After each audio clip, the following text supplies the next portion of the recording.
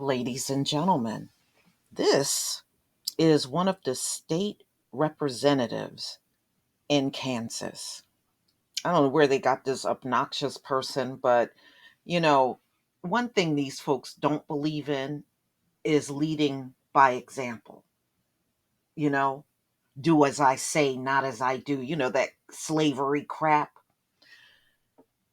But it just goes to show you they can be the biggest criminals on earth and still can become a politician in America. Okay. So this came out on NBC News November 29th, 2021. 21-year-old Kansas state lawmaker. He suspected of a DUI weeks after domestic violence arrest.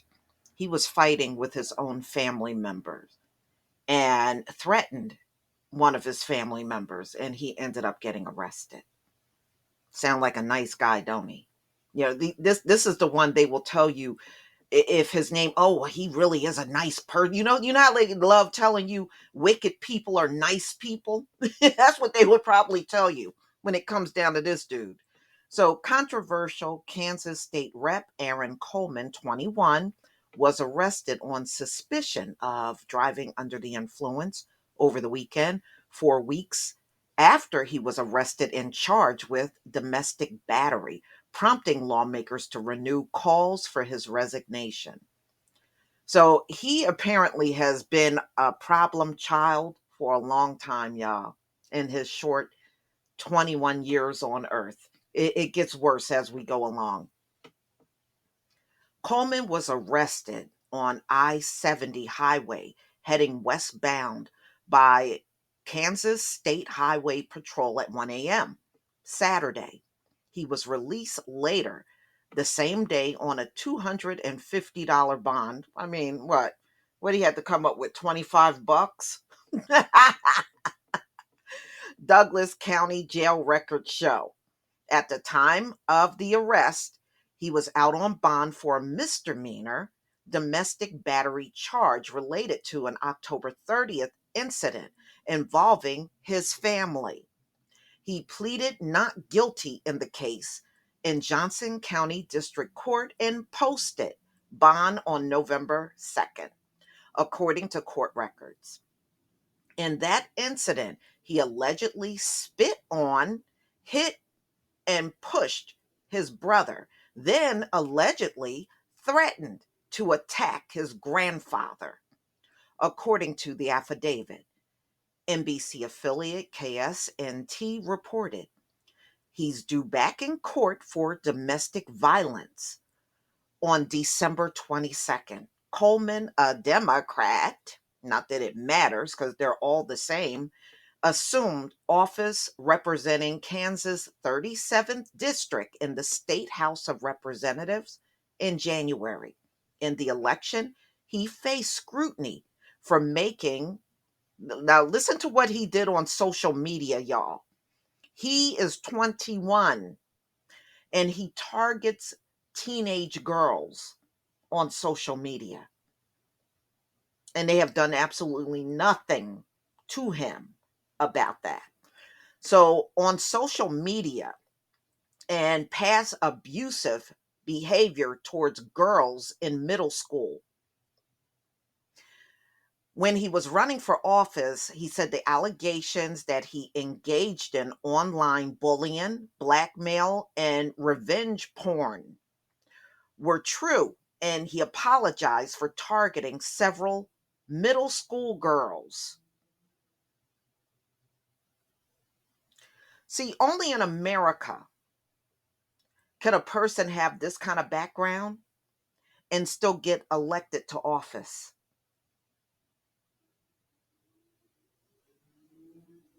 Okay, only in America. He said his past behavior was that of a sick and troubled 14-year-old.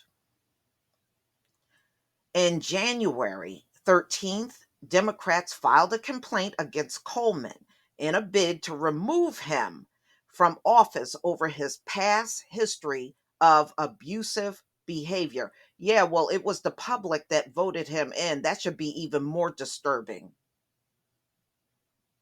I mean, look, these people are stupid. Didn't they vote for George Bush because he was the kind of guy you could have a beer with? I mean, these people are silly, but they think they're good at something and they're actually not. It accumulated with a House committee issuing a written warning to Coleman. The committee determined that the allegations in the complaint were true and his conduct was unfitting for a lawmaker. I don't know why y'all came up with that. All of you are criminals at the end of the day. Every single politician in America is a criminal. Last month, Coleman was banned from Kansas Department of Labor property for allegedly berating a police officer, the Kansas City Star reported. His latest arrest drew scorn and calls for his resignation from his fellow lawmakers.